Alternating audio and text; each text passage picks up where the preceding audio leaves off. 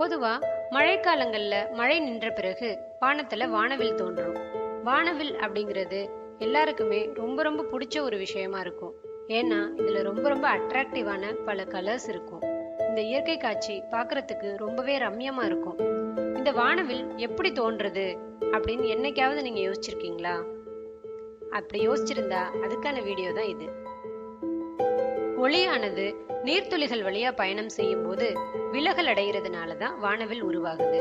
அதாவது மழை நின்ற பிறகு அந்த நீர்த்திவலைகள் காற்றுல கலந்திருக்கும்.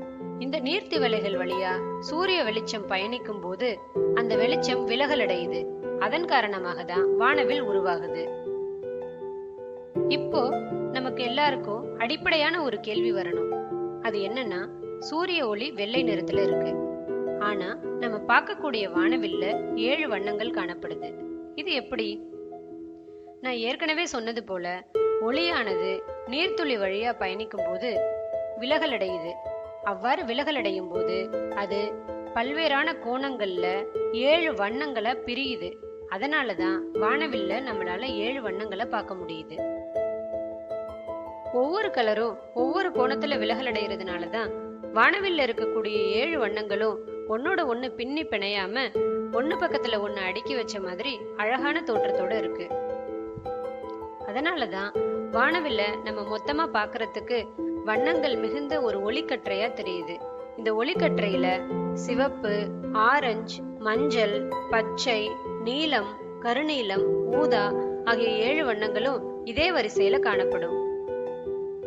வானவில்ல இருக்கக்கூடிய 7 வண்ணங்களும் எப்போதும் ஒரே ஆர்டர்ல இருக்கிறதுனால அதை ஈஸியா ஞாபகம் வச்சுக்கிறதுக்காக ஆங்கிலத்துல விப்ஜிஆர் அப்படின்னு ஒரு டேர்ம் சொல்லுவாங்க.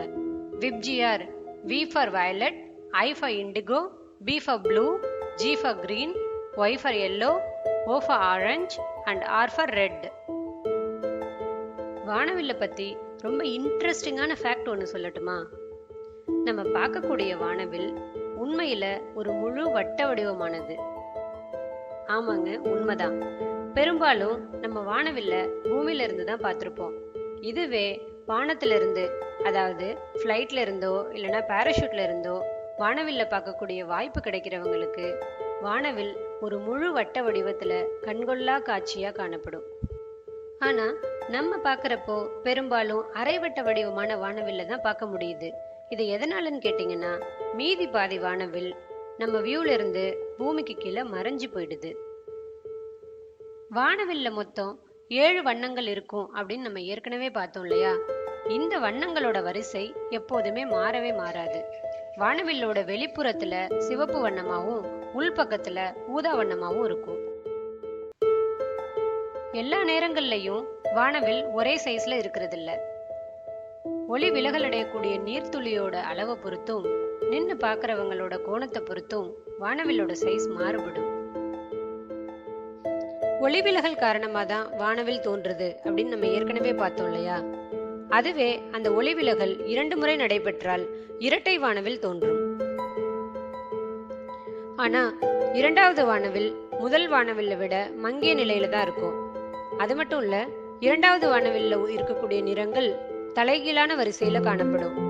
ஏற்கனவே நம்ம பார்த்த முதல் வானவில்ல சிவப்பு நிறம் அவுட்டர் எஜ்லயும் ஊதா நிறம் இன்னர் எஜ்ல இருக்குன்னு பார்த்தோம் இல்லையா? ஆனா 2வது வானவில்ல ஊதா நிறம் அவுட்டர் எஜ்லயும் சிவப்பு நிறம் இன்னர் எஜ்லயும் இருக்கும். இவ்வளோ அழகான வானவில்ல மழை பெய்யும் போது மட்டும்தான் நம்ம பார்க்க முடியுமா அப்படின்னு நீங்க கேட்டா அதுதாங்க இல்ல. வானவில் உருவாகிறதுக்கு பேசிக்கான கான்செப்ட் சூரிய வெளிச்சமும் நீர்த்துளியும் தான். அந்த நீர்த்துளி மழையிலேருந்து தான் கிடைக்கணுங்கிற அவசியம் எதுவுமே இல்லை.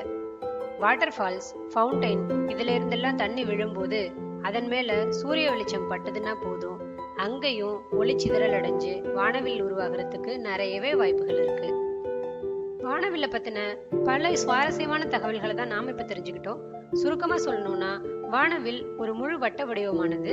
இது ஒளி விலகல் காரணமா ஏற்படுது. அது மட்டும் இல்லாம இதுல 7 வண்ணங்கள் ஒரே ஆர்டர்ல தான் எப்போதும் இருக்கும்.